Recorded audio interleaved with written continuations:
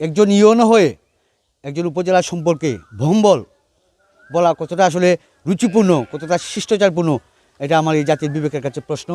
এবং উনি যে আমাদের জনপ্রতিনিধিদের নামে যে প্রশ্ন তুলেছেন, প্রতিটা কাজ শাসনাবাজার ইউনিয়ন এবং উত্তর ইউনিয়নে প্রতিটা কাজই উনি উদ্বোধন করেছেন এবং অদ্যাবধি এই প্রকল্প থেকে 1 টাকা উত্তোলন করা হয়নি। 2 চেয়ারম্যান 80 লাখ টাকা আত্মসাৎ করেছে, এই প্রশ্ন অবান্তর, ভিত্তিহীন। এই প্রকল্পগুলো থেকে অনেক বেনিফিট নেওয়ার প্রত্যাশা করেছিলেন, আমাদের চেয়ারম্যানদের সাহসী ভূমিকার কারণে ইনি এই কাজ থেকে এই অর্থ আত্মসাৎ করতে পারেনি, যার কারণে হিংসাপরায়ণ হয়ে উদ্দেশ্য প্রণোদিতভাবে আমাদের সমস্ত জনপ্রতিনিধির বিরুদ্ধে তিনি এরকম বক্তব্য দিয়েছেন। আমি সুব্রত সামন্ত সরকার, চেয়ারম্যান বেহেলি পরিষদ, জামালগঞ্জ, সুনামগঞ্জ। বেহেলি বাজারের উত্তর পারে একটি বাজার নির্মাণ নিয়ে সদ্যবিদায়ী উপজেলা নির্বাহী কর্মকর্তা জনাব মাসুদ রানা যে বক্তব্য দিয়েছেন তা অসত্য এবং ভিত্তিহীন। উল্লেখ্য যে বেহেলি বা মশলঘাট, তিলকই সহ 14 গ্রামের প্রকৃত ব্যবসায়ীদেরকে বিটা দেওয়ার জন্য আমি অনুরোধ জানিয়েছিলাম। উনি অনেকটা উদুরপিণ্ডি বুদুরগারে চাপানোর চেষ্টা করেছিলেন। কাজল চন্দ্র তালুকদার, চেয়ারম্যান 3 নং ফেনারবাগ ইউনিয়ন পরিষদ। আমার বিরুদ্ধে সদ্য বিদায়ী উপজেলা নির্বাহী কর্মকর্তা জনাব মাসুদ রানা মার্কস মিডিয়ার মাধ্যমে যে বক্তব্য প্রদান করেছেন তা মোটেও সত্য নয়, মিথ্যা এবং বানোয়াট।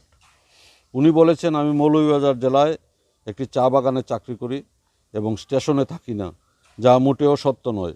আমি 15 নভেম্বর 2021 সালের নির্বাচনের পূর্বে চাকরি থেকে অব্যাহতি নিয়ে নির্বাচন করেছি।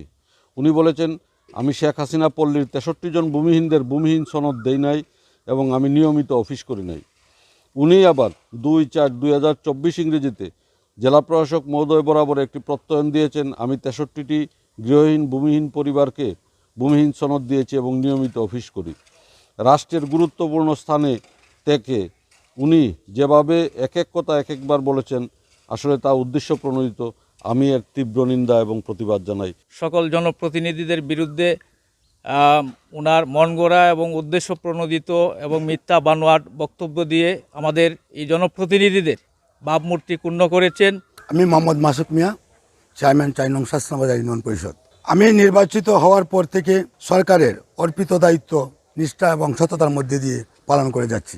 কিছুদিন আগে একটি অডিও রেকর্ড আমার বিরুদ্ধে পাস করেছেন যে আমি 80 লক্ষ টাকা নাকি গুচ্ছগ্রাম নামে প্রকল্প কাজ না করে নিতে চাচ্ছি। উত্তর ইউনিয়নে কামনীপুর গ্রামে গুচ্ছগ্রামে 105 টন বরাদ্দ হয়েছে। বাজার মূল্য 33,000 টাকার টন। আমার মাটি ফেলাইতে হবে 5 লাখ। উনি উদ্বোধন করে 80-90 হাজার মাটি ফালানির পরে উনি বলছে উনির ভগ্নিপতিকে 2 টাকা পুটে দিতে হবে। আমরা রাজি হই না বলে উনিই বন্ধ করে দিয়েছে। যে আজকে বলেছে যে আমিও 80 লক্ষ টাকা খেয়েছি,